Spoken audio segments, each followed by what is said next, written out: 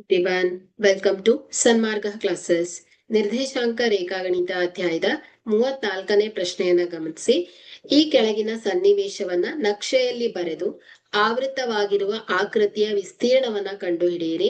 9ನೇ ತರಗತಿಯ ವಿದ್ಯಾರ್ಥಿಯು 4,3 ಬಿಂದುವಿನಲ್ಲಿರುವ ತನ್ನ ಮನೆಯಿಂದ ಹೊರಟು ನಂತರ ಅವನು ಮೂಲ ಬಿಂದುವಿನಿಂದ 4 ಮಾನಗಳಷ್ಟು ಬಲಭಾಗದಲ್ಲಿರುವ ಮತ್ತು ಎಕ್ಸ್ ಅಕ್ಷದ ಮೇಲಿರುವ ತನ್ನ ಸ್ನೇಹಿತನ ಮನೆಗೆ ಹೋದನು.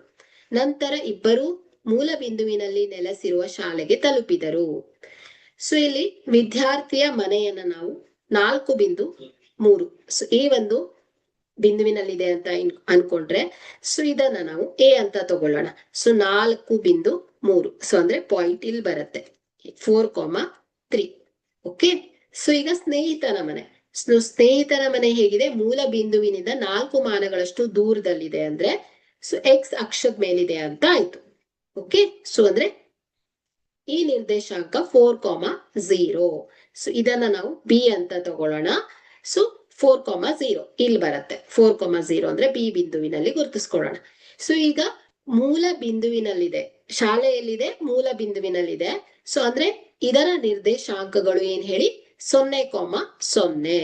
ಸೊ ಈ ಬಿಂದು 0,0 ಅಂತ ಇಟ್ಕೊಂಡ್ರೆ ಸೊ ಈಗ ಇದೆಲ್ಲ ಬಿಂದುವನ್ನ ಸೇರಿಸಿದಾಗ ನಮ್ಗೆ ಒಂದು ತ್ರಿಭುಜಾಕೃತಿ ಸಿಗ್ತಾ ಇದೆ. ಸೊ ಈ ಒಂದು ತ್ರಿಭುಜವನ್ನ ಟ್ರಯಾಂಗಲ್ AOB ಅಂತ ಕರೆದ್ರೆ ಸೊ ಇಲ್ಲಿ ತ್ರಿಭುಜದ ವಿಸ್ತೀರ್ಣ, ಈ ಒಂದು ಭಾಗದ ವಿಸ್ತೀರ್ಣವನ್ನ ಫೈಂಡ್ ಔಟ್ ಮಾಡ್ಬೇಕು. ಸೊ ವಿಸ್ತೀರ್ಣದ ಸೂತ್ರ ಏನ್ ಹೇಳಿ? ಅರ್ಧ ಗುಣಿಸು ಪಾದ ಗುಣಿಸು ಎತ್ತರ ಅಲ್ವಾ? ಸೊ ಇಲ್ಲಿ ಪಾದ ಯಾವುದು?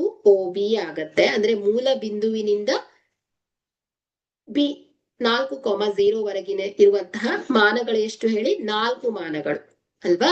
ಸೊ ಹಾಗಾದ್ರೆ ಪಾದ ಎಷ್ಟಾಗತ್ತೆ ಹೇಳಿ? 4 ಮಾನಗಳು ಆಗತ್ತೆ.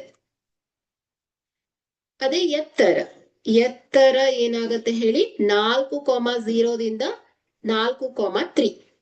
ಸೊ ಲಂಬ ದೂರ ಆಗತ್ತೆ. ಸೊ ಇದು 3 ಮಾನಗಳು ಆಗತ್ತೆ. ಸೊ ಹಾಗಾದ್ರೆ ಇಲ್ಲಿ ತ್ರಿಭುಜದ ವಿಸ್ತೀರ್ಣದ ಸೂತ್ರ ಏನ್ ಹೇಳಿ? ತ್ರಿಭುಜದ ವಿಸ್ತೀರ್ಣದ ಸೂತ್ರ ಅರ್ಧ ಗುಣಿಸು ಪಾದ ಗುಣಿಸು ಎತ್ತರ. ಸೊ ಅರ್ಧ ಗುಣಿಸು ಪಾದ 4 ಗುಣಿಸು 3. ಸೊ 2 1 2, 2 2 4.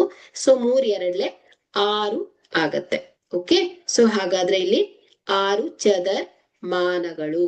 ಹಾಗಾದ್ರೆ ಇಲ್ಲಿ ಆವೃತ್ತವಾಗಿರುವಂತಹ ಆಕೃತಿಯ ವಿಸ್ತೀರ್ಣ 6 ಚದರ್ ಮಾನಗಳು ಆಗತ್ತೆ.